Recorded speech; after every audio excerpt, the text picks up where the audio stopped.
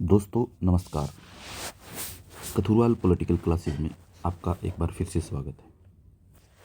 आज हम पढ़ने वाले हैं किसान आंदोलन के बारे में।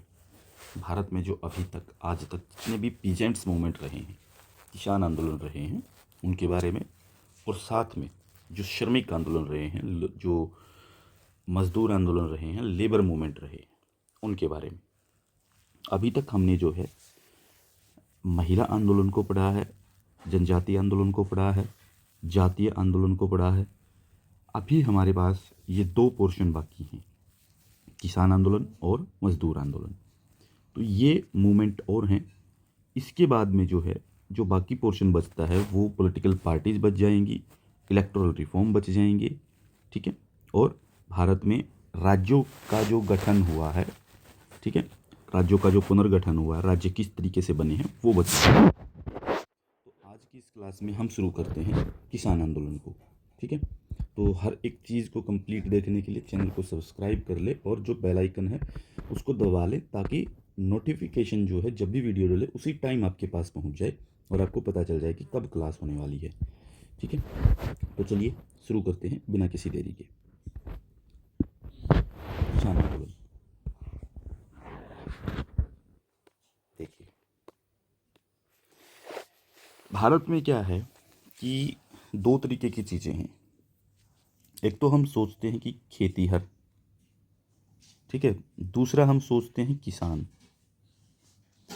कौन होते हैं ये दोनों? अलग अलग हैं या एक ही हैं? ठीक है, दोनों लगभग सेम ही चीज़ें होती हैं, क्योंकि खेत में काम करने वाला खेतीहर होता है, और खेत में काम करने वाला अगर फिर उसका मालिक बन जाए उस ज़मीन का, फिर वो क्या हो जाता है? किसान हो जाता है, ठीक है। तो यानी कि हमारे इतिहास में अगर हम देखें तो किसानों का या खेतीहर का आंदोलन जो है वो काफ़ी लंबे समय से देखने को मिला है, ठीक है। तो इसका इतिहास काफ़ी लंबा है और इसकी जो जड़ें हैं वो औपनिवेशिक काल तक जाती हैं, यानी कि कॉलोनियल टाइम पीरियड से लेकर के इसकी शुरुआत होती है, ठीक है। तो जब भारत के अलग अलग हिस्सों में जो है किसानों ने, जमींदारों ने, भूस्वामियों ने ब्रिटिश औपनिवेशिक स्वामी या सामंती नेताओं सहित शक्तियों के खिलाफ विद्रोह किया है, ठीक है। यानी कि भारत के जो किसान हैं, जो मज़दूर हैं, या फिर जो जिनके पास ज़मीन थी उसके जो मालिक थे, उन्होंने जो ब्रिटिश कॉलोनियल टाइम पीरियड है और उसके समय पे, ब्रिटिश कॉलोनियल टाइम पीरियड के समय पे जो सामंत होते थे, ठीक है, उनके खिलाफ में जो विरोध किया है उसको हम कह सकते हैं कि ये किसान आंदोलन रहे हैं, ठीक है।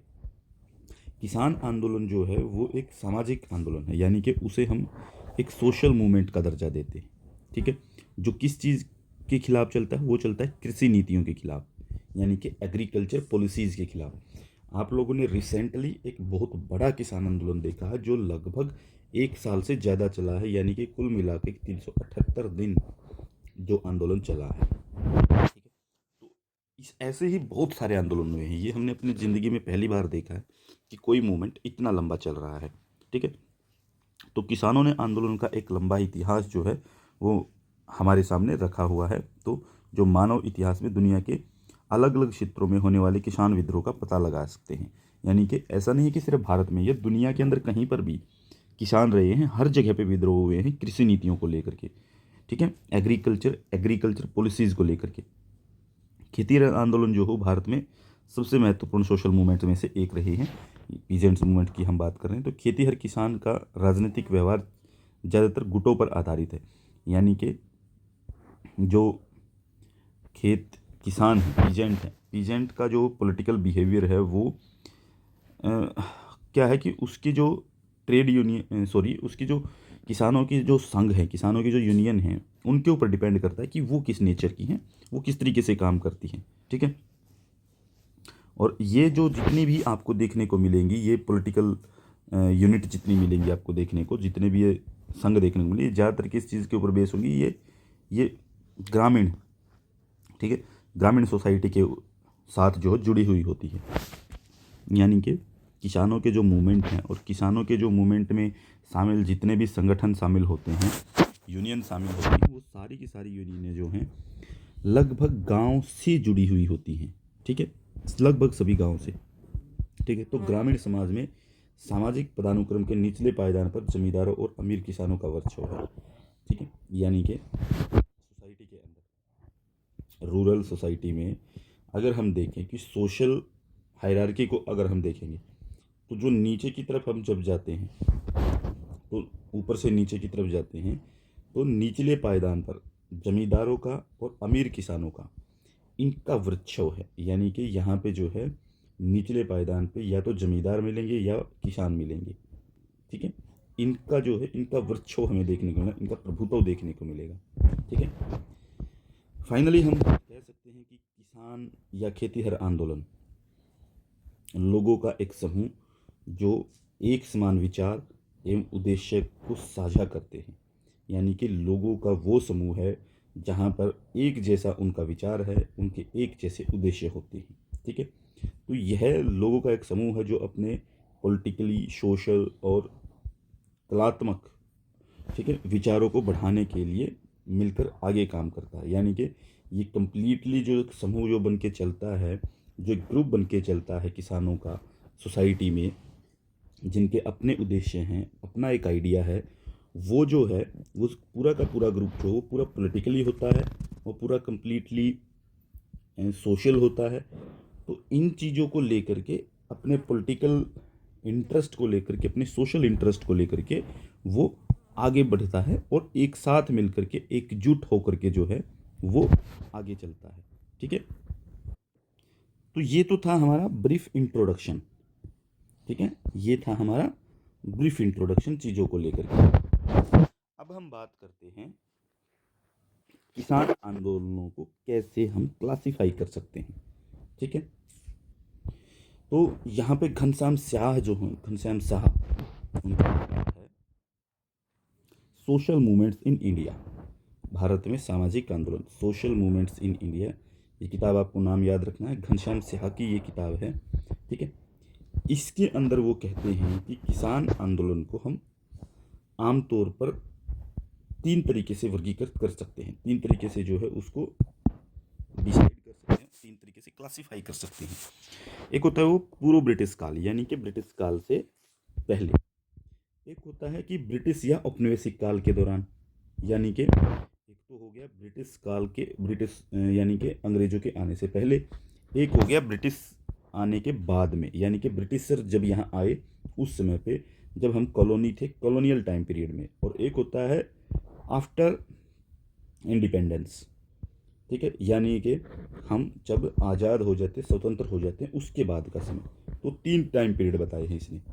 इस तीन तरीके से जो है ये समझाने की कोशिश करता है। इसके बाद ओमेन है। ओमेन कहते हैं, ओमेन के अनुसार कुछ आंदोलन ऐसे हैं जो राजनीतिक सत्ता में परिवर्तन के बाद भी आ रहे हैं। ठीक है, जो राजनीतिक सत्ता में परिवर्तन के बाद भी बने रहे, ये भी कह सकते हैं।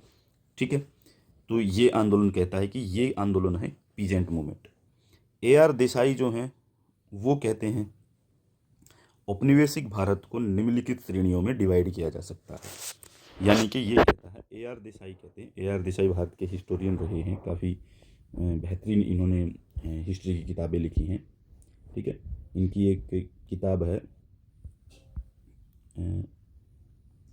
Social background of Indian nationalism.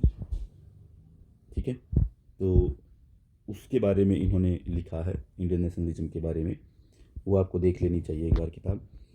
तो इन्होंने AR देसाई ने कहा है कि भारत का जो कॉलोनियल टाइम पीरियड रहा है, उस कॉलोनियल टाइम पीरियड को हम तीन तरीके से डिवाइड कर सकते हैं।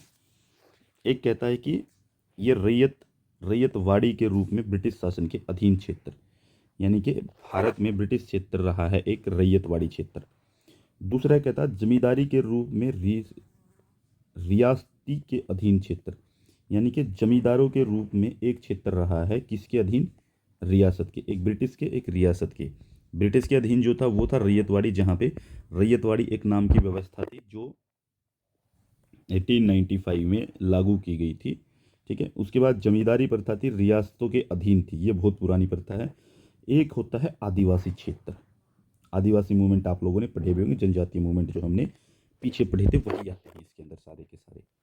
ठीक है, तो चलिए अब आगे समझते हैं इसके अंदर और क्या है। ठीक है, देखिए यहाँ पे क्या कहते हैं, AR देसाई कहते हैं, क्या कहते हैं, he calls the movements as peasant movement in the colonial period and those of post independence era as agrarian struggle. यानी कि ये क्या कहते हैं कि जो उस समय पे कॉलोनियल मूवमेंट रहे हैं उनको ये कहता है पीजेंट मूवमेंट। यानी कि उनको कह रहा है ये जो है ये पीजेंट मूवमेंट है, और दूसरा नाम दे रहा है इनको एग्रेरियन स्ट्रगल। यानी कि इनको जो है ये एक चीज़ खेती हर मूवमेंट कह रहा है, दूसरी चीज़ कह रहा है किसान संघर्ष एग्रेरियन स्ट्रगल। तो कॉलोनियल टाइम पीरियड में ये दो तरीके से डिसाइड करता है। ठीक है, AR देसाई, तो AR देसाई दो ही चीज़ें कह रहा है कॉलोनियल टाइम पीरियड में कि एक तो पीजेंट मूवमेंट है, ये इनको पीजेंट मूवमेंट कहता है, दूसरा कहता है एग्रेरियन स्ट्रगल। ठीक है, ओके, सॉरी थोड़ा सा मिस्टेक है, कॉलोनियल टाइम पीरियड में तो इसने कहा कि पीजेंट मूवमेंट है। ठीक है, पोस्ट कॉलोनियल यानी कि आज़ादी के बाद एग्रेरियन स्ट्रगल। ठीक है, इनको किसान संघर्ष बोल दिया क्योंकि उस समय पे मालिकाना मिल गया, बाद में पहले इनको खेती हर बोला गया। ठीक है, तो किसान संघर्ष वाक्यांश न केवल किसानों को शामिल करने के लिए है बल्कि दूसरे लोगों को भी संदर्भित करता है। तो किसान संघर्ष जो आता है ये सिर्फ और सिर्फ उसको शामिल नहीं करता है जो खेती कर रहे हैं, सिर्फ उसको शामिल नहीं करता है, इसमें साथ में दूसरे वर्ग भी जोड़ लेता है, ये जो खेती के साथ लगे हुए दूसरे लोग भी। एग्रेरियन क्राइसिस यानी कि एग्रेरियन स्ट्रगल में यानी कि कृषि संघर्ष में जब आप देखेंगे, किसान संघर्ष में देखेंगे तो कृषि से जुड़े हुए जितने वर्ग हैं वो सब शामिल हो जाते हैं इसमें। ठीक है, तो उन्होंने जो हमारी इंडिपेंडेंस है, इंडिपेंडेंस के बाद के संघर्षों को दो कैटेगरीज में डिवाइड कर दिया है। ठीक है, देखो ये सब चीज़ें जाननी बहुत ज़रूरी होती हैं, कौन क्या बोलता है, घनश्याम शाह क्या बोलते हैं, AR देसाई क्या बोल रहे हैं। ठीक है, इसके अलावा और जो ओमेन है वो क्या बोल रहे हैं, हम कैसे डिवाइड करके पढ़ सकते हैं, ये बहुत ज़रूरी हो जाता पढ़ना। ठीक है, इसके बाद उन्होंने स्वतंत्रता के बाद जो है यानी कि फ्रीडम के बाद जो है जो संघर्ष रहा उसको दो कैटेगरीज में डिवाइड किया है। पहला तो वो कहते हैं कि उभरते मालिकाना वर्गों द्वारा शुरू किया गया आंदोलन, यानी कि उभरते मालिकाना वर्गों द्वारा यानी कि जिनको शुरू हुआ था मालिकाना हक मिला हुआ। ठीक है, जिनको शुरू हुआ यानी कि उसके बाद में क्या हुआ था कि जैसे 1951 के बाद में लोगों को मालिकाना हक दिया गया था। आप लोगों को बता देता हूँ कि ज़मीन के मालिकाना हक 1950s के बाद मिले हैं, जब हम आज़ाद हुए उसके बाद।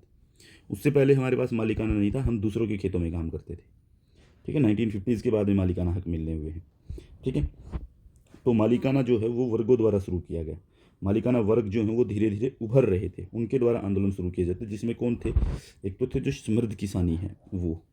ठीक है, फिर मध्यम किसान मालिक थे और मजबूत जमींदार वर्ग, यानी कि कुछ जमींदार वर्ग थे जिनके पास बहुत ज़्यादा ज़मीन थी, मजबूत। इसके अलावा दूसरे थे समृद्ध किसान जो थोड़े अमीर किसान थे। फिर मध्यम किसान मालिक यानी कि जिनके पास थोड़ी ज़मीन थी।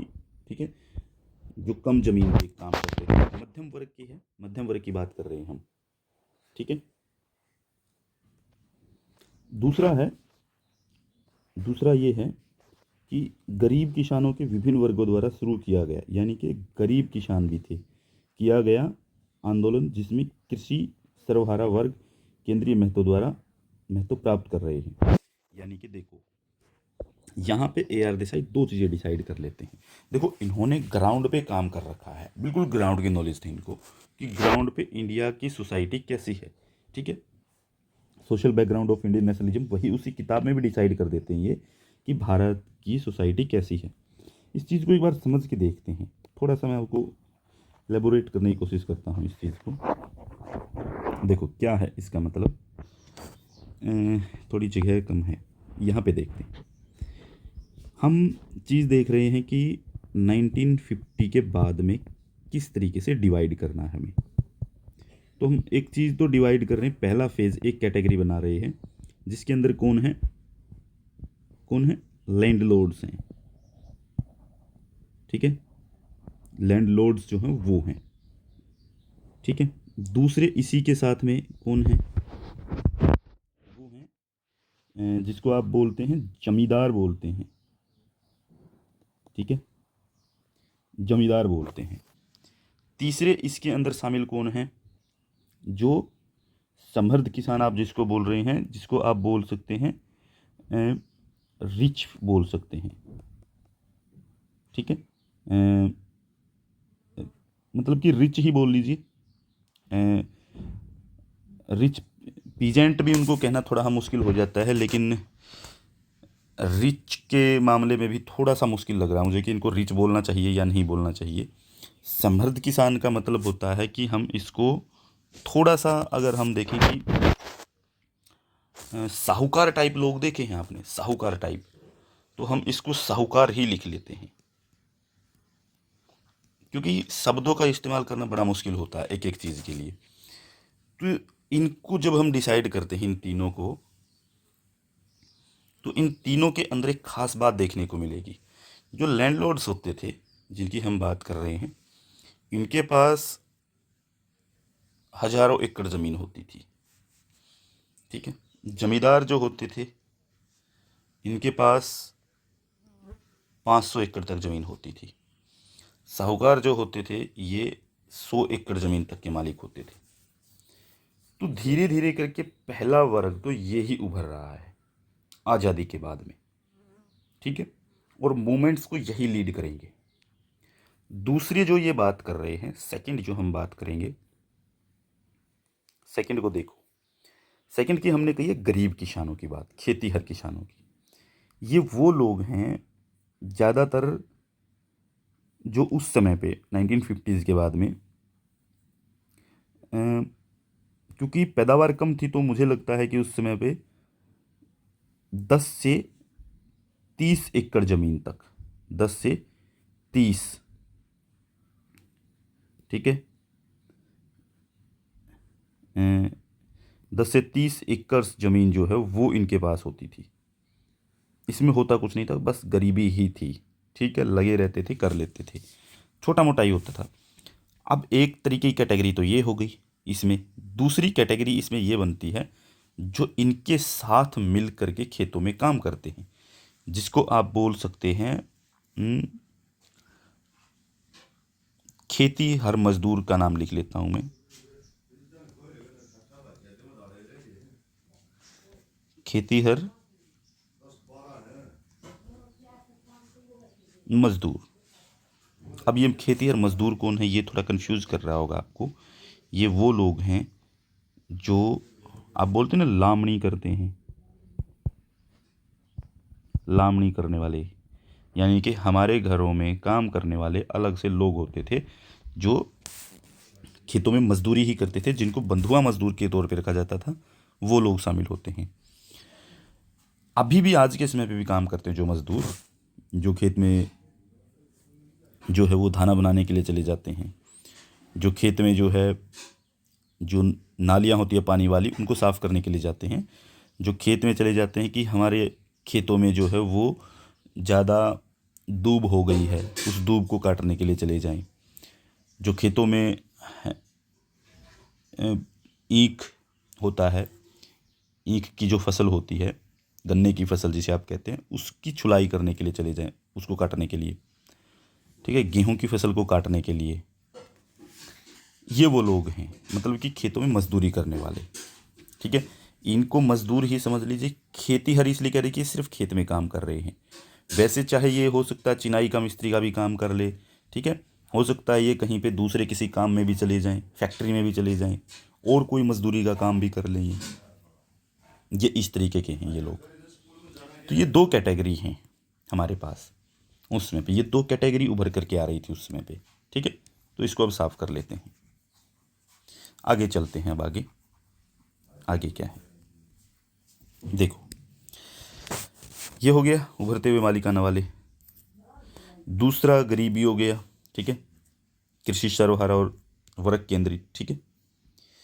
तो ये दो कैटेगरी थी जो उभर करके आ रही थी। अब क्या है, कैथलीन गफ जो कहते हैं, कैथलीन गफ जो हैं उनका क्या मानना है इस बारे में।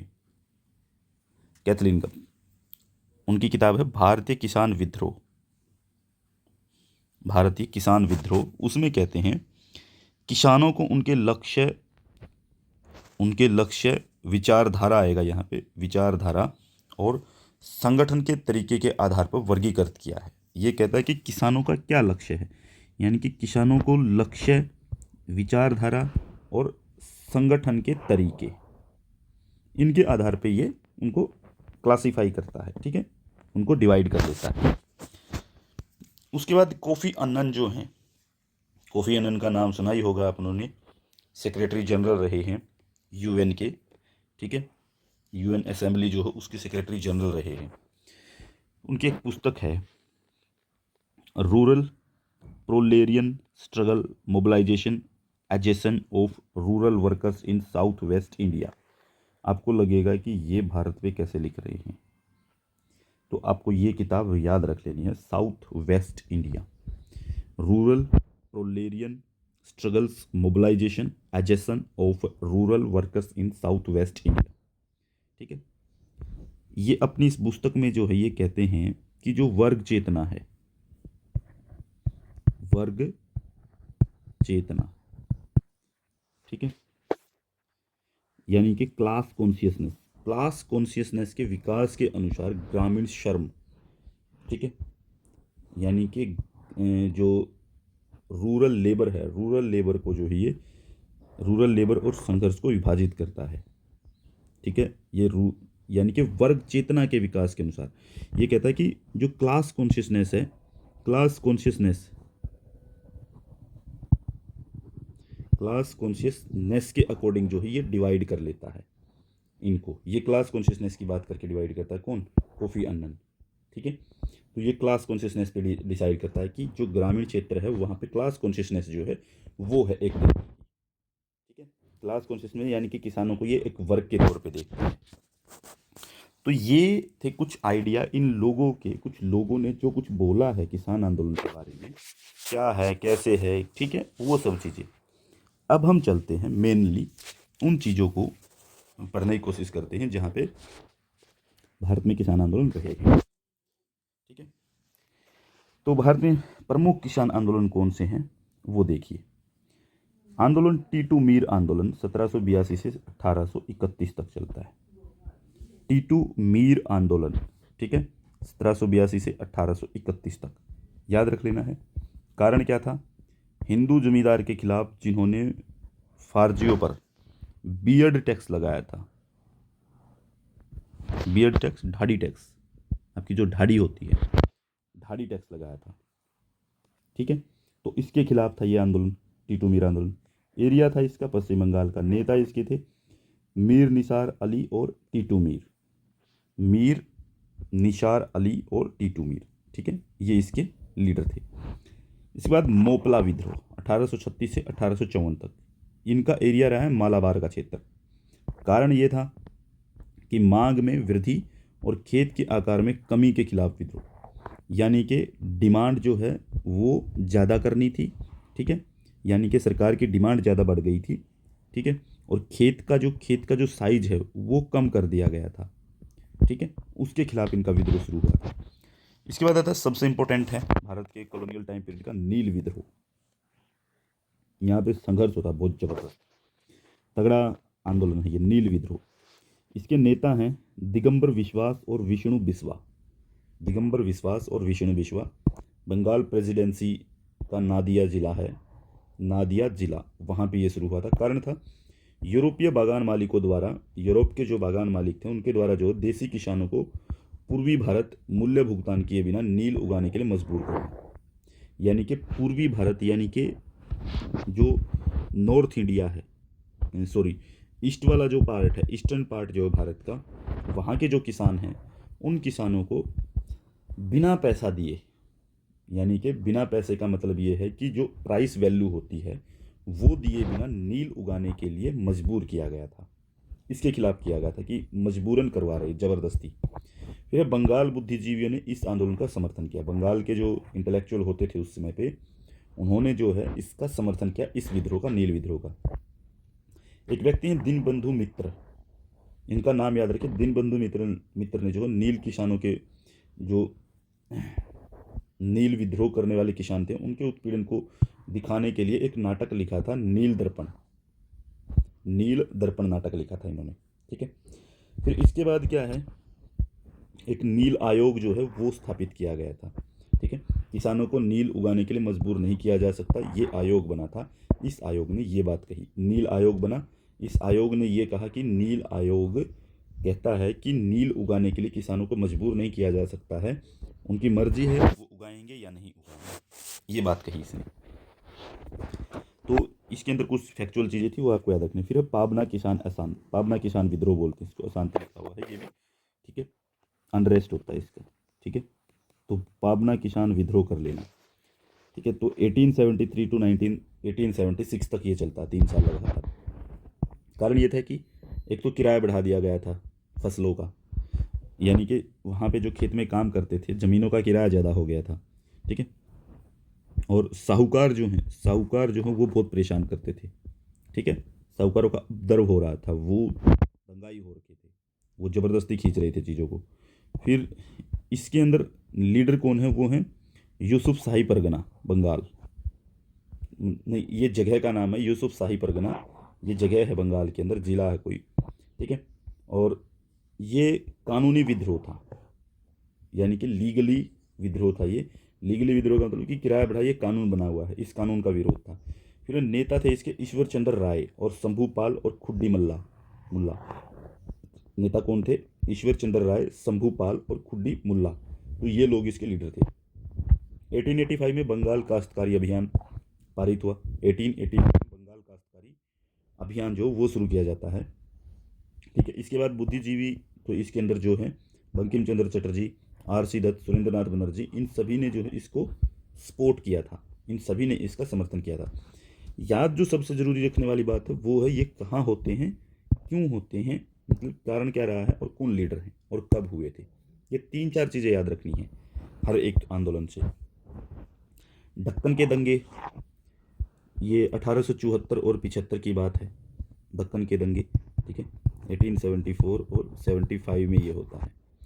कारण था महाराष्ट्र का पुणे एरिया और अहमदाबाद के रैयतवाड़ी क्षेत्रों में भारी टैक्स लगा देना, ठीक है, ये मेन कारण था। 1864 के अमेरिकी सिविल वॉर जो हैं, कपास कीमतों में गिरावट के बाद भी सरकार भू राजस्व बढ़ा दिया। देखो 1864 में जो है अमेरिका के अंदर सिविल वॉर होता है, ठीक है। और यहाँ पे इसमें पे कौन थे, प्रेसिडेंट कौन थे वहाँ के, कौन थे प्रेसिडेंट, कमेंट करके मुझे बताइए, मैं बाद में बताता हूँ आपको, ठीक है। कमेंट करके बताइए इस समय पे कौन थे अमेरिका के प्रेसिडेंट 1864 में, बहुत फेमस नाम है, ठीक है। तो वहाँ पे क्या हुआ कि सिविल वॉर के कारण जो हो कपास की कीमतें कम हो गई थी, लेकिन फिर भी यहाँ पे भारत में के अंदर जो है वो ब्रिटिश सरकार जो थी, ब्रिटिश सरकार ने यहाँ पे लैंड टैक्स जो है, लैंड रिवेन्यू टैक्स जो है वो ज़्यादा कर दिया। इसके बाद साहूकार का सामाजिक बहिष्कार कर दिया गया था। इस आंदोलन में साहूकारों का सामाजिक बहिष्कार हो गया था, सोशल बाइकाट। तो इस दंगे का उद्देश्य अपने लेनदारों के कब्जे मृत बंधनों, यानी कि अपने जो लेनदार हैं उनके अंदर जो है जो पैसा जमा है, ठीक है। इस दंगे का उद्देश्य ये था कि जो लेनदार हैं वो जो चीज़ें जमा हो रखी हैं उसको नष्ट करना था, ठीक है।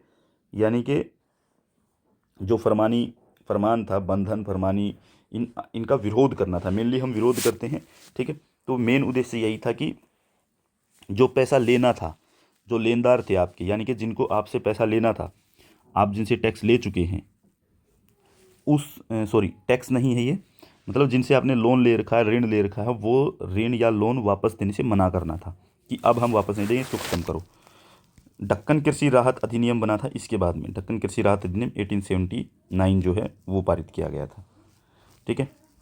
तो किसानों द्वारा फड़के का रामोसी विद्रोह अगला है, जो किसानों द्वारा फड़के का रामोसी विद्रोह 1877 टू 1887 तक चलता है। महाराष्ट्र का एरिया है, नेता वासुदेव बलवंत फड़के हैं। कारण था अकाल राहत कदम, यानी कि जो फैमिन था, अकाल राहत कदम उठाने के लिए ब्रिटिश सरकार की विफलता, यानी कि फैमिन था, देश के अंदर अकाल पड़ा हुआ था और ब्रिटिश सरकार कोई कदम नहीं उठा पा रही थी और फेल हो रही थी वहाँ पे, तो इसलिए इसका विरोध किया गया, ठीक है। किसानों ने जो वो सरकार का विरोध किया। फिर वो पंजाब किसान विद्रोह, पंजाब के अंदर किसान विद्रोह क्या है, 19वीं शताब्दी के अंतिम दशक में, यानी कि लगभग 1990 में। ठीक है, एरिया पंजाब है, कारण ज़मीन गंवाने की संभावना, यानी कि लोगों को लग रहा था कि टैक्स बढ़ रहे हैं और ज़मीन जो है वो हाथ से जाती रहेगी, साहूकार ज़मीन ले जाएंगे। इसके बाद परिणाम क्या हुआ, पंजाब भूमि अलगाव अधिनियम बना। ठीक है, 1900 में पारित किया गया पंजाब भूमि अलगाव अधिनियम। ठीक है, Punjab land alienation act, Punjab land alienation act. ठीक है, ये पारित किया, जिसे भूमि राजस्व मार्गों की बिक्री और बंधक पर नियम लगाए गए। यानी कि ये कहा कि भूमि के ऊपर जो टैक्स है, भूमि और टैक्स मार्गों की जो बिक्री है उसके ऊपर बैन लगा दे कि भूमि बेच नहीं सकते हैं, टैक्स जो है वो टैक्स भी जो है दूसरे से कलेक्ट नहीं कर सकते ज़मीन दे करके। ठीक है, इसका ये एक बन करके आया था। चंपारण विद्रोह बहुत फेमस है, महात्मा गांधी ने लीड किया था इसको। कारण ये था कि जो यूरोप के जो नील पैदा करने वाले किसान हैं, यूरोपियन नील उत्पादकों द्वारा 3 कठिया प्रथा का विरोध किया गया। यानी कि 3 कठिया प्रथा होती थी, उसका विरोध किया गया। यानी कि 3 तरीके से लोन दिया जाना था। एरिया था चंपारण, रामनगर और बेतिया और मधुबनी जिला, ये ज़िले थे मिला करके। ठीक है, तो ये 4 ज़िले थे। परिणाम ये हुआ कि चंपारण कृषि अधिनियम 3 कठिया प्रणाली समाप्त कर दी गई। ठीक है, यानी कि 3 कठिया जो प्रणाली शुरू की गई थी, नील उत्पादक यूरोप के नील उत्पादकों ने वो भारतीय किसानों से नील उत्पादन करवाने के लिए बिहार के अंदर उस 3 कठिया प्रणाली को बैन करवाना था, उसको बंद करवाना था और 3 कठिया प्रणाली को समाप्त कर दिया गया। इसमें क्या होता था कि टैक्स देना होता था बहुत ज़्यादा। ठीक है, लगभग, और टैक्स में ये था कि इनके टैक्स तो इनको देना ही था किसानों को, यहाँ पे इनके पास पैसा था बहुत ज़्यादा और ये पैसा देने से मना कर रहे थे किसानों का। किसानों ने उत्पादन करके दे रखा था, उसका पैसा नहीं दे रहे थे, उसके खिलाफ विद्रोह हुआ था।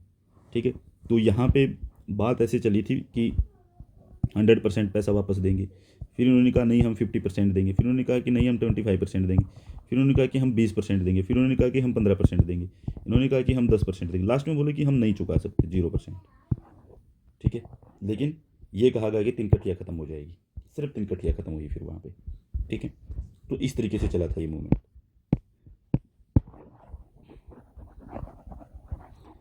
चलिए नेक्स्ट पे चलते हैं। खेड़ा सत्याग्रह। खेड़ा सत्याग्रह में लीडर रहे हैं, मेन तो सरदार पटेल ने लीड किया था और नेता महात्मा गांधी भी इसमें शामिल थे। ठीक है, नेता के तौर पे।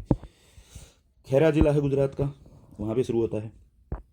कारण था फसलों की विफलता के मामले में भू राजस्व की छूट की अपील की अनदेखी के खिलाफ।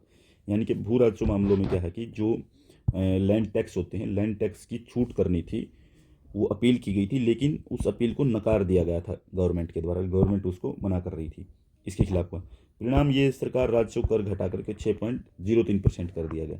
यानी कि जो टैक्स था, लैंड टैक्स था, उसको घटा करके 6.03% कर दिया गया। तो सरकार ने अधिकारियों को केवल उन किसानों से राजस्व वसूलने का आदेश दिया जो भुगतान करने को तैयार थे। यानी कि सिर्फ उनसे लिया जाएगा टैक्स भी जो भुगतान कर सकते हैं। ठीक है, बाकी से नहीं। इसके बाद है कुणबी पाटीदार बारडोली सत्याग्रह।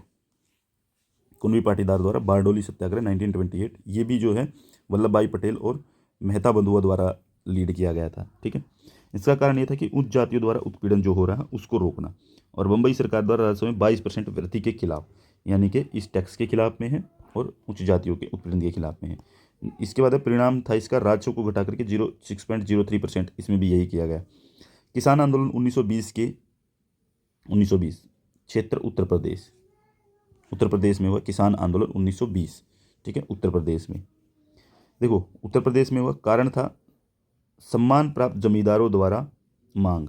यानी कि जो रिस्पेक्टेड जमींदार थे उस समय पे, उन्होंने मांग की थी मेष, उपहार, बलात्श्रम और अत्यधिक किराया, इसके कारण। ठीक है, इनकी डिमांड थी कि ये सब चीज़ें बंद होनी चाहिए। बलात्श्रम मतलब कि फोर्स लेबर बंद हो, ज़्यादा किराया कम किया जाए, उपहार जो हैं वो बंद किए जाएं। ठीक है, इनसे उपहार लिए जाते थे। प्रथम विश्व युद्ध के दौरान किसान को जो है वो लड़ाई चंदा यानी युद्ध योगदान देना था।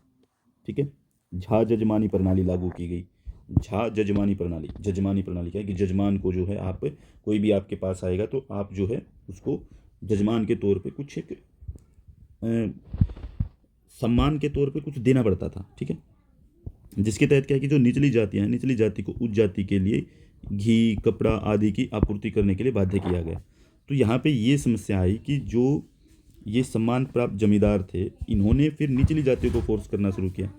और इन्होंने फोर्स कैसे किया कि जैसे नीचे वाली जातियाँ थी उनसे कपड़ा, घी, ये सब चीज़ें मांगनी शुरू कर दी। ठीक है, तो यहाँ पे तो इसके बाद है 1918 में क्या है कि उत्तर प्रदेश का किसान सभा जो है, किसान सभा की स्थापना जो है वो मदन मोहन मालवीय के समर्थन में होती है। ठीक है, किसान सभा की शुरुआत होती है मदन मोहन मालवीय के समर्थन में। ठीक है, तो नेता थे इसके अंदर गौरी शंकर मिश्रा और इंद्र, हाँ ये इंद्र नारायण है, इंद्र नारायण द्विवेदी। ठीक है, ये इसके समर्थन में रहे। ठीक है, 1920 में बाबा रामचंद्र ने रामायण और जाति के नारे लगाते हुए दारों के खिलाफ, ठीक है, अंध के किसानों को संगठित किया। ठीक है, तो ये किसान जो है इसके अंदर मेनली शामिल रहे। इसके बाद है इक्का आंदोलन 1920। इक्का एकला नाम से, ठीक है, इक्का एकला नाम से जो है जगह है वहाँ पे होता है 1921 में, हरदोई, बहराइच और सीतापुर। ठीक है, इक्का एकला के नाम से भी इसको जो है जाना जाता है। हरदोई, बहराइच और सीतापुर उत्तर प्रदेश के अंदर, इनके अंदर जो है ये मामला देखा 1921 के अंदर। नेता थे मदारी पासी। ठीक है, कारण था सेकर द्वारा उत्पीड़न और उच्च किराया। ठीक है, तो जो उस समय पे ये नाम है कुछ अलग अलग तरीके के, शायद हमें भी नहीं पता, आपको भी नहीं पता, लेकिन ये चीज़ें इतनी ज़रूरी नहीं पड़ेंगी आपको। ये सन ज़रूरी है याद करने का, क्रोनोलॉजिकल ऑर्डर पूछा जाता है, कौन सा आंदोलन कब कैसे हुआ। फिर है बकात आंदोलन। बकात आंदोलन 1936, एरिया बिहार का है। कारण था अधिवास अधिकारी के बारे में जमींदारों की नीतियों के खिलाफ अखिल भारतीय किसान सभा विद्रोह 1936 में। लखनऊ क्षेत्र था। नेता थे स्वामी सहजानंद सरस्वती। फिर तेबगा आंदोलन 1946 में, एरिया बंगाल का है। कारण था जमींदारों और साहूकारों के खिलाफ। ठीक है, जमींदारों के खिलाफ और साहूकारों के खिलाफ तेभगा आंदोलन। ठीक है, एक फ्लाइट आयोग बनाया गया था। फ्लाइट आयोग ने सिफारिश की थी कि बरगादा को फसल उपज का 23% हिस्सा और सकार मलिक को 1/3 हिस्सा मिलना चाहिए। ठीक है, यानी कि 1/3 का मतलब है कि 33% हिस्सा। ठीक है, फ्लाइट आयोग ने, परिणाम था बरगादरी विधेयक पारित किया गया, बरगादरी विधेयक आ गया। इसके बाद है तेलंगाना बीमाकरण 1946 to 1951, हैदराबाद के अंदर शुरू होता है। कारण था हैदराबाद के निजाम के अधिकारों और मकारी की तस बलात्श्रम और जागीरदारी द्वारा की दया में किया गया भुगतान। ठीक है, तो ये सब चीज़ें थी, बलात्श्रम, फोर्स लेबर, जागीरदारी, इनके द्वारा किया गया भुगतान जो है वो बंद करवाना था। अब किसानों के न्यू मूवमेंट शुरू होते हैं। ये तो थे पुराने जितने की स्वतंत्रता से पहले हैं। न्यू मूवमेंट होते हैं स्वतंत्रता के बाद, नए आंदोलन शुरू होते हैं। ठीक है, पहले आंदोलन में सारी चीज़ें क्या थी कि सारी की सारी चीज़ें जो हैं वो ओल्ड मूवमेंट के अंदर सिर्फ एक चीज़ को लेकर के चल रही थी कि टैक्स कम करवाना है, लैंड को लेकर के बातें हैं। ठीक है, जमींदारों के जमींदारी के आंदोलन है ज़्यादातर। ठीक है, किसानों के अपने मालिकाने के लिए आंदोलन है। अब आंदोलन का स्वरूप चेंज हो जाएगा। मोटे तौर पर कहें तो 1980s के दशक में शुरुआत होती है नव किसान आंदोलन की। ठीक है, ये बात भी ध्यान रखने की है, 1980s में शुरुआत होती है। और सबसे महत्वपूर्ण आंदोलन है शेतकारी संगठन। महाराष्ट्र में शरद जोशी जो है इनका लीडर था, और इनका नारा था एक नारा था इनका, इंडिया के खिलाफ भारत, इंडिया के खिलाफ भारत। ठीक है, इंडिया अगेंस्ट भारत, ये इनका नारा था। ठीक है, शेतकारी संगठन है, महाराष्ट्र में शरद जोशी लीडर होते थे। फिर इसके बाद दूसरा है भारतीय किसान यूनियन उत्तर प्रदेश में, MS टिकैत, महेंद्र सिंह टिकैत। ठीक है, ये एक है तमिलनाडु कृषि विशेषज्ञ संघ। ठीक है, तमिलनाडु में नारायण स्वामी नायडू के नेतृत्व में। ठीक है, तमिलनाडु कृषि विशेषज्ञ संघ, तमिलनाडु के अंदर जो है ये नारायण स्वामी नायडू इसको लीड करते हैं। तो महेंद्र सिंह टिकैत भारतीय किसान यूनियन को लीड करते हैं। ठीक है, और यहाँ पे अब डिमांड उठती है कि हम, एक तो फसलों के दाम बढ़ाने की बात होती है। ठीक है, दूसरा होता है फसलों को सिक्योरिटी देना, तीसरा होता है बिजली बिल वगैरह इनके रेट कम करवाना, बिजली के रेट कम करवाना, और किसानों को फसलों के जो रेट हैं वो बढ़वाना। ठीक है, फिर है कि भारतीय किसान संघ गुजरात के अंदर। ठीक है, कर्नाटक राज्य किसान संघ, कर्नाटक MD नानजुद स्वामी, DN धनगारे, इनकी एक पुस्तक, DN धनगारे की पुस्तक है populism and poverty performs movement in western India, ये किताब है। ठीक है, populism and power farmers populism and power farmers movement in western India. ठीक है, ये आपको देखनी है किताब। ठीक है, DN धनगारे में। ठीक है, महाराष्ट्र में किसान आंदोलनों के अपने विश्लेषण में इन्होंने कुछ विशेषताएं बताई कि महाराष्ट्र में जो किसान आंदोलन हुए उसकी कुछ विशेषताएं बताते हैं। पहले ये कहते हैं कि अखिल भारतीय व्यापक किसान आंदोलन को पूरे देश भर में लगभग सार्वभौमिक उपस्थिति पाई जाती है। ठीक है, यानी कि पूरे देश में लगभग आपको किसान आंदोलन देखने को मिलेंगे। मांग की एक रूपता, यानी कि मांग भी एक जैसी मिलेंगी। तीसरी, आंदोलन एक जैसी रणनीतियाँ, एक जैसी स्ट्रैटेजी होंगी लड़ने की। इसके बाद है निष्कर्ष के अगर हम बात करते हैं तो किसान आंदोलनों का महत्व इस तथ्य में निहित है कि इसने किसानों की श्रेणी के बारे में कई प्रचलित मिथ को और हावी समझ को प्रभावी ढंग से चुनौती दी है। यानी कि किसानों के बारे में जो मिथ होते थे, जो झूठ होते थे, उनको जो है चैलेंज किया है इन आंदोलनों ने। तो इसमें यह भी पता लगाया जा सकता है कि किसान की ऐतिहासिक श्रेणी तब तक लुप्त नहीं होगी, यानी कि किसान जो है वो तब तक लुप्त नहीं होगा जब तक भूमि हमारे जीवन और आजीविका का स्रोत बनी रहेगी। जब तक हम भूमि से ये करते रहें कि भूमि को अपने जीवन का स्रोत बनाते रहेंगे, तब तक जो है ये आंदोलन चलते रहेंगे। तो किसान आंदोलन को प्रभावित करना आज के हितों की प्रतिक्रिया को दर्शाता है। यानी कि आज के समय पे जो इंटरेस्ट हैं किसानों के, वो आज के समय की चीज़ों को दर्शा रहा है। ठीक है, तो ये सोशल मूवमेंट की एक अनूठी विशेषता है। ठीक है, किसान आंदोलन। तो ये किसान आंदोलन के बारे में हमारी बात थी। किसान आंदोलन जो है वो अभी हुए ही हैं। आपको कुछ चीज़ें और बता देता हूँ, आपको कुछ याद रखनी है। अभी जो SKM बना था, संयुक्त किसान मोर्चा बना था, उसमें कुल मिलाकर के 32 संगठन पंजाब के थे प्लस 8 संगठन हरियाणा के थे, तो टोटल 40 संगठनों का मोर्चा था ये। ठीक है, इन 40 संगठनों में जो है 8 हरियाणा के नहीं, पूरे देश से ही लगभग कई सारे संगठन थे। तो आपको कुछ संगठनों के नाम याद करने हैं। ठीक है, तो जैसे कि आपको कुछ लीडर्स के नाम याद कर लीजिए, मैं लीडर्स के नाम बता दूं उनके, फिर देख लीजिए उनके संगठन कौन कौन से हैं। जैसे कि आप जोगेंद्र सिंह उगराहा, ठीक है, जोगेंद्र सिंह उगराहा जो हो इनके संगठन का नाम है। जैसे क्या नाम है इनका, राकेश टिकैत। ठीक है, राकेश टिकैत का नाम याद कर लीजिए। गुरनाम सिंह चढ़ूनी। ठीक है, गुरनाम सिंह चढ़ूनी जो है ये नाम याद कर लीजिए। इसके बाद आप याद कर सकते हैं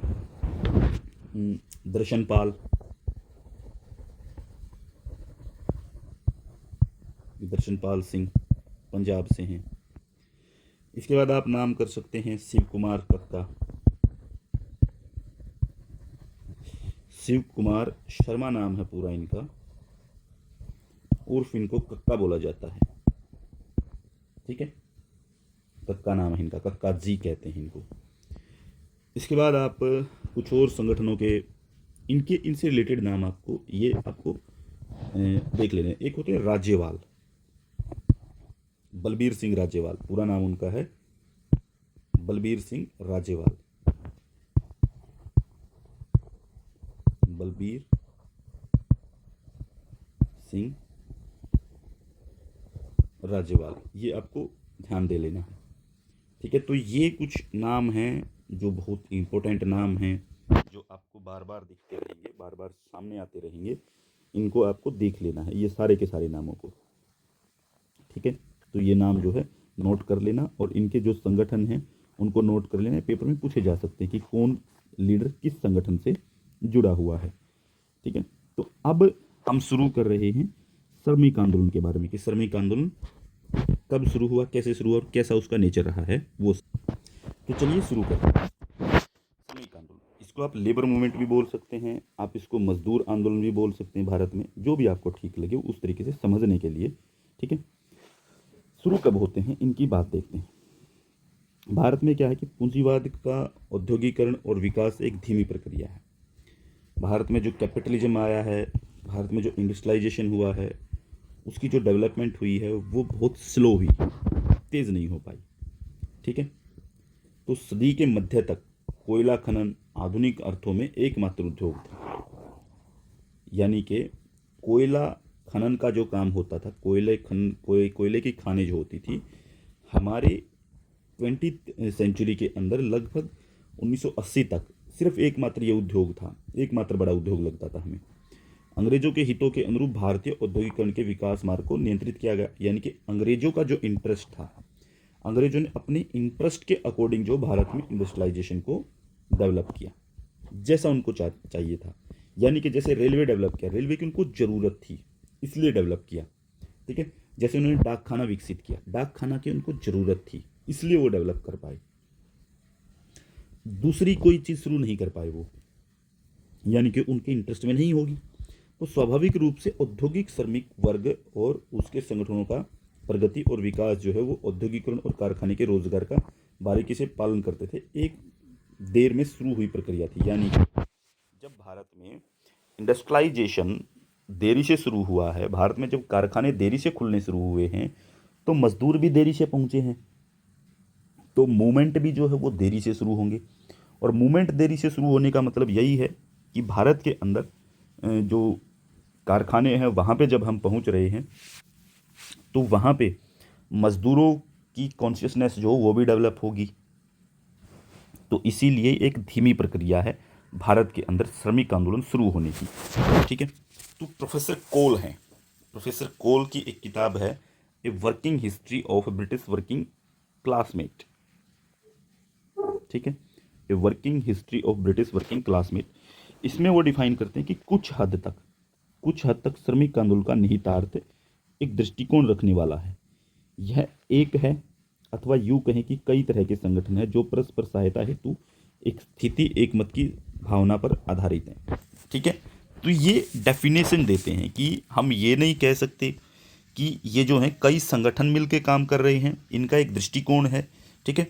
तो अगर हम यहाँ पे लेबर मूवमेंट की बात करेंगे तो लेबर मूवमेंट को यहाँ पे हम ये देख सकते हैं कि वो एक अप्रोच रखने वाला संगठन है, ठीक है। वो अप्रोच रखने वाली एक क्लास है जहाँ पे कई सारे संगठन मिलके भी काम कर सकते हैं, कोई अकेला भी काम कर सकता है, उनकी भावनाएं एक भी हो सकती हैं, अलग अलग भी हो सकती हैं, ठीक है। ठीक, ये इस तरीके से प्रोफेसर कोल कहना चाहते हैं। तो भारत में श्रमिक आंदोलन का इतिहास क्या रहा है उसको देखते हैं। देखिए, समाज कल्याण अवधि स्टार्टिंग होती है वेलफेयर से 1875 टू 1918 तक। यहाँ तक क्या रहता है, सन 1918 तक श्रमिक आंदोलन मूल रूप में संवैधानिक था, यानी कि डिमांड ये थी कि संविधान के तौर पे डिमांड की गई।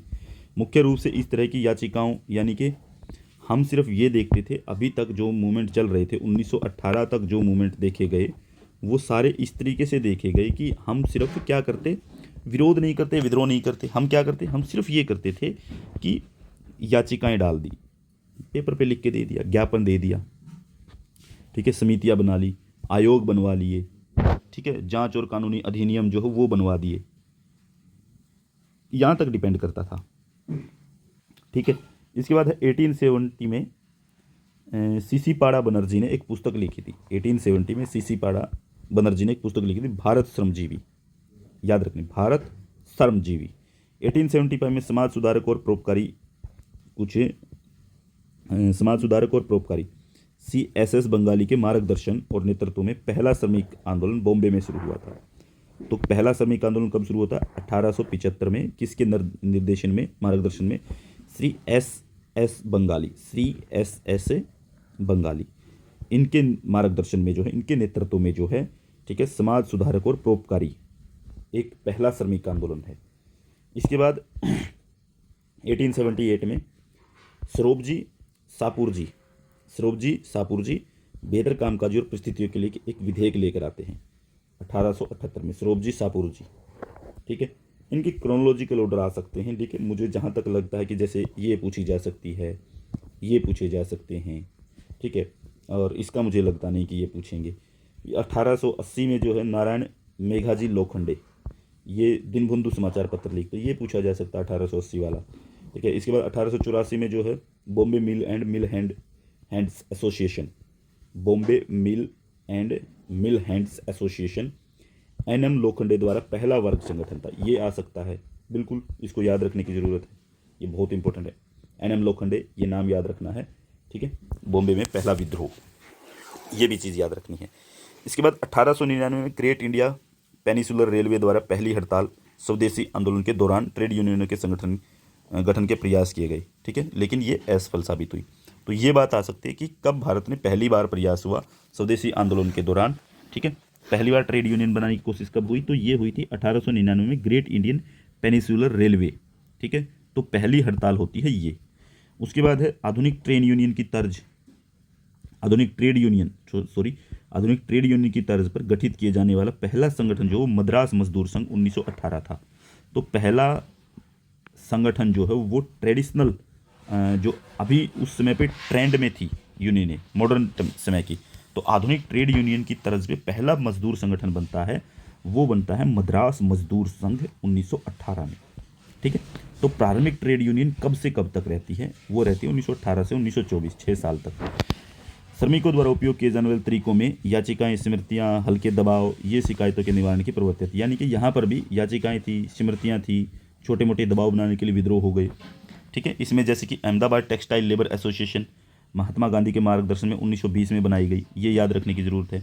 अहमदाबाद टेक्सटाइल लेबर एसोसिएशन कौन थे, महात्मा गांधी ने इसको बनवाया था 1920 में। फिर नेतृत्व इसका किसने किया, अनुसुया बेन साराभाई संकरतात। नेतृत्व क्या था, अनुसुया बेन साराभाई और संकरतात, इन्होंने इसको लीडरशिप दी थी, अहमदाबाद टेक्सटाइल लेबर एसोसिएशन 1920 में, ठीक है। महात्मा गांधी के मार्गदर्शन में, यानी कि महात्मा गांधी से प्रेरणा लेकर के बनाया गया संगठन, ठीक है। महात्मा गांधी सपोर्टर थे इसमें। All India trade union AITU, ये बार बार पेपर में आता है, 31 अक्टूबर 1920 को बनाई गई। सबसे फेमस, सबसे पुरानी MN जोशी, लाल लाजपत राय पहले अध्यक्ष बने, चमनलाल पहले सचिव बने इसके, ये पेपर में आती है भाई, ध्यान रखना। All India trade union congress, ठीक है, ये याद रखनी है। All India trade union Congress के गठन के बाद जो है भारत में ट्रेड यूनियन की भूमिका के बारे में जो वैचारिक चर्चाएं होनी शुरू होती हैं, वैचारिक यानी कि अब शुरू होती हैं विचारधाराओं की बेस पे चर्चाएं। ट्रेड यूनियनों में महासंघ में 3 अलग वैचारिक समूह थे। ट्रेड यूनियन जो बनती थी उसमें 3 अलग अलग विचार थे। एक तो था एमएन रे और डांगे, ये 2 व्यक्ति थे। इनके नेतृत्व में साम्यवादी समूह बनकर के आता है। 3 विचारधाराएं काम करें तो एक साम्यवादी समूह की विचारधारा, दूसरी आती है गांधी और नेहरू के नेतृत्व में नेशनलिस्ट समूह, नेशनलिस्ट ग्रुप बनता है। तीसरी बनती है NM जोशी और VV गिरी के नेतृत्व में नरमवादी समूह, ठीक है, ये लिबरल समूह था, ठीक है। इसके बाद वामपंथी संघवाद काल होता है शुरू। अब असली श्रमिक आंदोलन की बात शुरू होती है, ठीक है। यहाँ पे वामपंथी संघवाद काल, यहाँ पे क्या है कि भारतीय कामगार वर्ग, ये AITUC, ठीक है, all India trade union Congress के एकमात्र प्रतिनिधित्व के रूप में भारतीय कामगार वर्ग, ये संगठन बनता है, ठीक है। AITU का 1929 और 1931 में जो है, 1929 और 31 में इसका डिवाइड हो जाते हैं, विभाजन हो जाता है। साम्यवादी जो लोग थे, ठीक है, MN रे और जो डांग थे, 2 लीडर जो थे, MN रे के नेतृत्व में चल रहा था। जो साम्यवादियों का इतना प्रभाव था कि सरकार को 1929 में सबसे लंबे समय तक चलने वाला एक सबसे खर्चीला मुकदमा चलाना पड़ा था, मेरठ षड्यंत्र केस 1929 में चलता है, ठीक है, लगभग 2 साल चलता है, 1931 तक, ठीक है। तो 1934 में नेशनल ट्रेड यूनियन फेडरेशन, इसका गठन किया गया, national trade union federation NTUF, इसका गठन किया गया। ये पेपर में आते हैं, यही आते हैं पेपर में, और कुछ नहीं आता। जो ये 1920 से आंदोलन शुरू होते हैं ना, जब हम ये बनाते हैं all India trade union Congress, यहाँ से शुरू होते हैं NM जोशी से, यहाँ से शुरू होती हैं चीज़ें बननी। अहमदाबाद टेक्सटाइल मिल को भी याद कर लेना। ये जो फेज़ 1918 के बाद यहाँ पे ट्रेड यूनियनें शुरू होती हैं, क्योंकि यहाँ महात्मा गांधी आ चुके हैं, अब ज़्यादा जोर पकड़ेंगी चीज़ें। तो इसके बाद के जितने संगठन हैं सारे याद कर लेने। फिर ट्रेड यूनियन की एकता अवधि 1935 से 1938। बाद में क्या होगा, 1935 और 1940s में, हालांकि श्रमिकों की एकता केवल तीव्र राष्ट्रवादी और राष्ट्र साम्राज्यवाद विरोधी संघर्षों के संदर्भ में जुड़ी थी। यानी कि जितने भी श्रमिक आंदोलन होते हैं, अब उनके बीच में आप यूनिटी देखने को मिलेगी, आपको यूनिटी। तो यूनिटी क्या है कि वो खाली किस चीज़ को लेकर के, तीव्र राष्ट्रवाद और साम्राज्यवाद विरोधी, यानी कि इंपीरियलिस्टिक विरोधी और नेशनलिस्ट विचारधारा से जुड़ी हुई दिखेगी 1935 से 1940 के बीच में। 1940 में जो है, वो जो नेशनल ट्रेड यूनियन फेडरेशन है, ट्रेड यूनियन फेडरेशन ने अपने खुद को भंग कर दिया और all India trade union Congress के साथ में जो है उसका विलय हो गया, ठीक है, उसके साथ में जुड़ गए। और ऑल इंडिया ट्रेड यूनियन फिर से संगठित श्रम का एकमात्र प्रतिनिधित्व बन गया, यानी कि प्रतिनिधि अब देश के अंदर सिर्फ एक ही बन गया, all India trade union congress. ठीक है, अब शुरू होता है सेकेंड वर्ल्ड वॉर के बाद में। अब होता है सेकेंड वर्ल्ड वॉर के बाद की बात, सेकेंड वर्ल्ड वॉर के दौरान की बात करते हैं पहले तो 1939 से 1945 तक। देखो 1920 में क्यों बन रहे हैं, ये भी एक कारण है, क्योंकि रसिया में सोशलिस्ट रेवोल्यूशन हो गई थी 1917 में। तो और वो रेवोल्यूशन जो हुई थी वो वर्कर्स को लेकर हुई थी। ठीक है, वर्कर्स के मुद्दों को लेकर के हुई थी, तो वर्कर्स के मुद्दे हुए तो दुनिया में फेमस होने। ठीक है, तो फेमस होने शुरू हो गए उस समय पे, तो इसलिए भारत में ही पहुंचे वो लोग। तो अब शुरू करते हैं 1939 से 1945 के बीच में क्या होता है। 1945 में दिल्ली में पहला भारतीय श्रम सम्मेलन आयोजित होता है। 1942 में दिल्ली में पहला भारतीय श्रम सम्मेलन।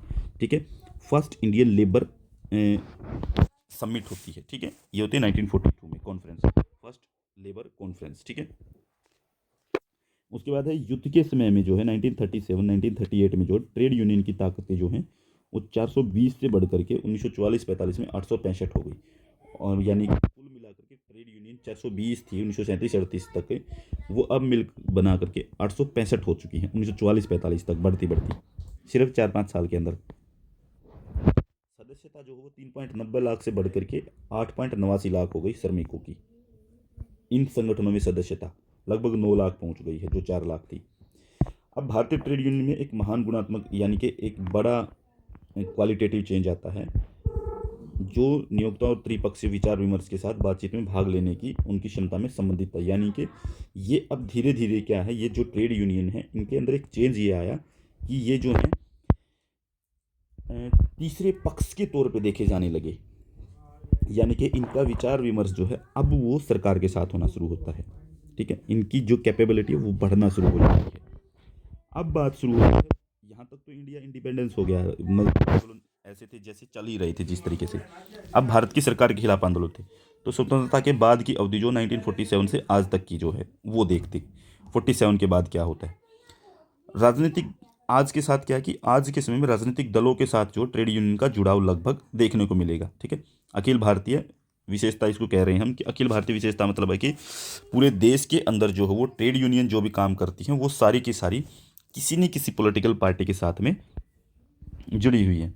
तो भारत में आधुनिक व्यापार संघ जो आधुनिक व्यापार संघ जो बने हैं, जो मॉडर्न ट्रेड ऑर्गेनाइजेशन जो बने हैं, उनके अंदर क्या है कि उत्पादन और समाज के पूंजीवादी आदेश के कारखाने प्रणाली का नतीजा है। यानी कि भारत में जितने भी ट्रेड यूनियन बन रही हैं वो सारी ट्रेड यूनियनें जो हैं वो इसलिए बन रही हैं कि हमारी सोसाइटी में जो प्रोडक्शन है वो प्रोडक्शन पूंजीवादी जो प्रणाली है, पूंजीवादी सिस्टम जो है, कैपिटलिस्ट सिस्टम जो है उसके अकॉर्डिंग होता है। तो उसके अकॉर्डिंग होता है तो कैपिटलिस्ट के खिलाफ में मजदूरों का उठना ये लाजमी हो जाता है। ठीक है, लेकिन थोड़ा देर से आया, जल्दी नहीं आया, थोड़ा देरी से आया। तो विभिन्न कालों में जो है आंदोलन का जो चरित्र है, विकास है, उसका जो ड्राफ्ट है, प्रारूप है, वो चेंज होता रहा, वो सामाजिक राजनीतिक और आर्थिक विशेषताओं के आधार पे बनता रहा है। तो आज के समय पे जो आज ट्रेड यूनियन और श्रमिक आंदोलन जो है वो भी ज़्यादातर राजनीतिक दलों से जुड़े हुए हैं, जैसे कि डीएमके है, एआईडीएमके जैसी पार्टियों की अपनी अपनी ट्रेड यूनियनें हैं। ठीक है, कांग्रेस की अपनी है, बीजेपी की अपनी है, सीपीएम सीपीआई की अपनी है, ऐसे ही समाजवादी पार्टी की अपनी बनेगी। हर एक आम आदमी पार्टी की धीरे धीरे बन रही हैं। ठीक है, तो हर एक की जो है वो अपने आप में ट्रेड यूनियनें हमें देखने को मिलती हैं। कुछ महत्वपूर्ण ट्रेड यूनियन जो हैं, यूनियन की जो स्थापना है और उनकी राजनीतिक संबंधता है वो देख लेते हैं। कौन सी ट्रेड यूनियन किस पार्टी के साथ जुड़ी हुई है, बहुत इंपॉर्टेंट है, पेपर में पूछा जा सकता है और पूछा भी गया है कि कौन सी पार्टी के साथ में कौन सी ट्रेड यूनियन है। जैसे कि Akhil Bharatiya trade union Congress, all India trade union Congress जो सीपीआई के नेतृत्व में काम करती है, 1920 में जो बनी थी एमएन जोशी के नेतृत्व में। उसके बाद भारतीय राष्ट्रीय ट्रेड यूनियन कांग्रेस, ठीक है, कांग्रेस पार्टी से जुड़ी हुई है, 1947 में जो बनी थी, यानी कि अंतर्राष्ट्रीय व्यापार संघ परिषद से रिलेटेड भी है ये। कांग्रेस से जुड़ी हुई हो गई, सीपीआई से जुड़ी हुई हो गई। इसके बाद है हिंद मजदूर सभा, 1948 में बनती है, प्रजा सोशलिस्ट पार्टी द्वारा 1948 में बनी हिंद मजदूर सभा। ठीक है, अंतर्राष्ट्रीय व्यापार संघ परिसंघ से भी ये भी रिलेटेड है। ठीक है, ये भी इससे अंतर्राष्ट्रीय व्यापार संघ से रिलेटेड है। फिर है यूनाइटेड ट्रेड यूनियन कांग्रेस, 1949, क्रांतिकारी सोशलिस्ट पार्टी है एक, उससे जुड़ी हुई है। यूनाइटेड ट्रेड यूनियन कांग्रेस 1949 में बनी थी, ठीक है। क्रांतिकारी सोशलिस्ट पार्टी से जुड़ी है। तो इसका मुख्य रूप से जगह जो है केरल, पश्चिम बंगाल, बिहार, तमिलनाडु, यहाँ पे काम करती है। तो वामपंथी जुड़ाव है इसका, ठीक है। इसके बाद भारतीय मजदूर संघ 1955 में बनता है, दंतोपत बापराव सेंगंडी द्वारा स्थापित, ठीक है। लेबर विंग ऑफ आरएसएस, यानी कि आरएसएस का लेबर विंग है ये, ठीक है। और आरएसएस जो है वो किससे जुड़ा हुआ है? बीजेपी से जुड़ा हुआ है। इंटक और एआईटीयू के बाद भारत का सबसे बड़ा श्रमिक ट्रेड यूनियन है जो, ये वही है भारतीय मजदूर संघ। इंटक का भी नाम याद रखना है आपको, INTUC, AITU, all India trade union congress, ठीक है, और इंटक, ये दो हैं, ठीक है। तो इनको याद रख लेना। हाल ही में क्या कि जून 2020 में इन्होंने सेक्टर सेव पब्लिक सेक्टर के बैनर तले, देखिए सेक्टर सेव पब्लिक सेक्टर के बैनर के नीचे, ये पूरा नाम याद रखिए, ठीक है। तो ये जो है सेक्टर सेव पब्लिक सेक्टर जो है, इनके बैनर के तले जो है सार्वजनिक उपक्रमों में सरकार के निजीकरण यानी कि प्राइवेटाइजेशन, इस अभियान के खिलाफ देशव्यापी आंदोलन का आह्वान किया था। किसने? भारतीय मजदूर संघ ने भी, और इन लोगों ने भी, सब ने मिलकर के, ठीक है। भारतीय व्यापार संघों का केंद्र जो है वो सीपीआईएम, भारतीय व्यापार संघों का केंद्र सीपीआईएम द्वारा 1970 में स्थापित किया गया था, ये वाला भारतीय व्यापार संघों का केंद्र, ठीक है। इसके बाद है world federation of trade union, इससे रिलेटेड है, world federation of trade union इससे रिलेटेड है। तो ये सीपीएम का है, 1970s में बना था, 1970 में, ठीक है। सीपीएम कब बनी थी? 1964 में। ये हम बताएंगे पेपर में, अभी आपके आगे क्लास बाकी है। त्रिपुरा, पश्चिम बंगाल, यूपी, यहाँ पे काफ़ी काम करते हैं, ठीक है। तमिलनाडु, आंध्र प्रदेश में भी एवरेज काम है इनका। फिर इसके बाद है लेबर प्रोग्रेसिव फेडरेशन, ये लेबर प्रोग्रेसिव फेडरेशन, ये डीएमके तमिलनाडु की 1969 में बना था। SEW self employed women association, self employ womens association Ahmedabad में है। स्वतंत्र रूप से कार्यरत महिला श्रमिकों का कम से कम आय के अधिकारों को बढ़ावा देता है। 1972 में स्थापित अंतर्राष्ट्रीय व्यापार संघ परिसंघ से संबंध रखता है, ठीक है। इसके बाद ट्रेड यूनियन समन्वय केंद्र Akhil Bharatiya forward block 1970s में बना था, ठीक है। ये भी स्वतंत्र है। ट्रेड यूनियन समन्वय केंद्र Akhil Bharatiya forward block. All India central council of trade union, भारतीय कम्युनिस्ट पार्टी, लेनिनवादी, ठीक है। All India trade council, all India trade council of trade union, ये भी नाम आपको याद रखना है, ठीक है। ये किससे जुड़ा हुआ है? ये जुड़ा हुआ है CPI, मार्क्सिस्ट लेनिनिस्ट, ये नाम होगा इसका, CPIML, ठीक है। इससे लिबरेशन ट्रेड फेडरेशन के वर्ल्ड फेडरेशन से संबंधित, ठीक है। Liberation trade federation world federation से रिलेटेड है। 1989 में वीवी गिरी जो हैं उन्होंने इसको स्थापित करवाया था। वीवी गिरी के भारतीय उद्योगों में श्रम समस्या के अनुसार वहाँ भारतीय ट्रेड यूनियन आंदोलन में 3 प्रमुख दोष हैं। वीवी गिरी जो हैं उन्होंने 1989 में बना है, ठीक है। तो 1989 याद रखना आपको।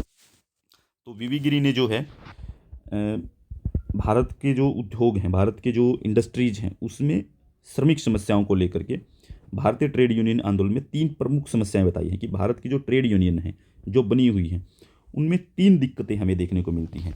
तो पहली चीज़ तो ये है कि वो छोटे आकार के यूनियनों का प्रभुत्व है, पूर्व प्रभुत्व, ठीक है। यानी कि छोटे आकार हैं इनके, बहुत छोटे आकार, लगभग 3/4 यूनियनों की सदस्यता 500 से कम है, यानी कि 3/4, यानी कि अगर हम बात करें 3/4 का मतलब ये होता है कि 75%, यानी कि 75% यूनियनें ऐसी हैं जिनकी सदस्यता जो है वो 500 व्यक्तियों से भी कम है। तो यानी कि छोटे आकार की हैं ये, ठीक है। इनकी पहला दोष ये है कि ये छोटे आकार की हैं। दूसरी पुअर फाइनेंस, इनके पास पैसे की बहुत कमी है। तीसरी जब पूर्णकालिक वैतनिक अधिकारियों का अभाव, यानी कि यहाँ पे जो परमानेंट अधिकारी हैं उनका बहुत अभाव है कि पूर्णकालिक वैतनिक, यानी कि कंप्लीटली वेतन प्राप्त करने वाले व्यक्ति इनके अंदर शामिल नहीं हैं। फिर रामास्वामी के अनुसार जो स्वतंत्रता के पश्चात श्रमिक वर्ग की हड़तालों में राजनीतिक मुद्दे प्रमुख स्थान रखते हैं, यानी कि श्रमिक आंदोलन जो है उनके अंदर जो है वो पॉलिटिकल इश्यूज जो हैं, पॉलिटिकल मुद्दे जो हैं वो बहुत बड़ा नाम रखते हैं। अब साथ के साथ में तो मजदूरों के हितों को हम जो है अब फाइनली इनको ख़त्म कर देते हैं। तो मजदूरों के हितों को ट्रेड यूनियन द्वारा सर्वोत्तम रूप से संरक्षित किया जा सकता है। ट्रेड यूनियन जो है वो होनी चाहिए, ठीक है। तो ट्रेड यूनियन जो है मजदूरों के इंटरेस्ट में, लेबर के इंटरेस्ट में जो वो काम करती हैं, ठीक है। तो उनका जो इंटरेस्ट है उसको ये प्रोटेक्ट कर सकती हैं। ठीक है, जिनके पास प्रबंधन के समान सौदेबाजी की शक्ति होती है, यानी कि ये जो है ये बार्गेनिंग कर सकती हैं, ये सौदेबाजी कर सकती हैं, ठीक है, प्रबंधन के साथ में। ठीक है, जैसे कि वीवी गिरी ने कहा कि अगर ट्रेड यूनियन आंदोलन इन उद्देश्यों को प्राप्त करने के लिए एकजुट और मजबूत नहीं है तो पूर्ण विकसित समाजवादी लोकतंत्र के आधार पर भारत में निर्मित होने वाली औद्योगिक संरचना का आधार मजबूत नहीं होगा। यानी कि वीवी गिरी कहते हैं कि भारत में अगर ये ट्रेड यूनियन आंदोलन अपने ऑब्जेक्टिव को लेकर के एकजुट नहीं होंगी, ठीक है, तो ये मजबूत नहीं हो सकती हैं। ठीक है, इनकी फिर उससे क्या है कि इनका जो ऑब्जेक्टिव है कि पूर्णतः समाजवादी लोकतंत्र यानी कि डेमोक्रेटिक सोशलिज्म की जो इनका उद्देश्य है वो अचीव करना बड़ा मुश्किल काम होगा। ठीक है, तो ये जो है ये जो प्रॉब्लम्स हैं इनको सोचना पड़ेगा, देखना पड़ेगा इन ट्रेड यूनियंस को। ठीक है, उसके बाद ये काम कर सकते हैं। ठीक है, इसके बाद जो टॉपिक बचता है आपका भारतीय राजनीति का क्षेत्रीयकरण, ये आपका टॉपिक नेक्स्ट क्लास में करवाएंगे। इस क्लास में हम इसको यहीं पे समाप्त करते हैं। ठीक है, तो इस क्लास में इतना ही। अभी कई टॉपिक और बाकी हैं, वो भी आपके करवा दिए जाएंगे, लेकिन मिलते हैं नेक्स्ट क्लास में। तब तक के लिए धन्यवाद। चैनल को लाइक कर लें, सब्सक्राइब कर लें, बेल आइकन को दबा लें ताकि आपको समय पर सूचना मिल जाए। कल जैसे कि कल मेरा व्हाट्सअप उड़ गया, अब व्हाट्सअप उड़ गया तो सारे ग्रुप्स उड़ गए, सब कुछ उड़ गया है मेरे फ़ोन से, तो अब दोबारा से उनको रीस्टेब्लिश करना पड़ेगा। तो हो सकता है आपके पास इन्फॉर्मेशन लेट पहुंचे। ठीक है, इसलिए जो पेपर बहुत जल्द होने वाला है, तो आप बेल आइकन दबा करके सब्सक्राइब कर ले चैनल को, तो उससे बहुत फ़ायदा होने वाला है। ठीक है, उससे आपको पता चल जाएगा, जल्दी पता चल जाएगा। और एक बार नज़र मार के देख लिया करो कि एक तो सुबह के 10 बजे, ठीक है, 10 AM, और एक देख लिया करो दिन में 3 PM, और एक देख लिया करो शाम को 8 PM। इन समयों पे आप चैनल को ज़रूर चेक कर लिया करें, क्योंकि इस समय पे हो सकता है आपके लिए कोई ना कोई क्लास शुरू हो रखी हो, आपको ना पता चले तो। ठीक है, हो सकता है मैं डालना भूल जाऊं, मैं काम लग जाऊं कहीं और कुछ कर लूं। ठीक है, तो उस समय पे जो है आप इन चीज़ों को ज़रूर देख लिया करें कि मैं मैसेज करना भूल जाऊं। ठीक है, तो इस चीज़ को जो है आप ध्यान से देखा करें। इसी समय पे जो है आपके लिए क्लास अवेलेबल होती हैं, उसके पहले बाद में देखना मुश्किल होता है। साथ के साथ देख लिया जाए जब लाइव चल रही है तो बहुत अच्छा रहता है। ठीक है, तब एक जो आपकी डेडिकेशन है, कंसंट्रेशन है, वो बना रहता है आपका। ठीक है, तो इस क्लास में इतना ही, अब हम समाप्त करते हैं। ठीक है, धन्यवाद।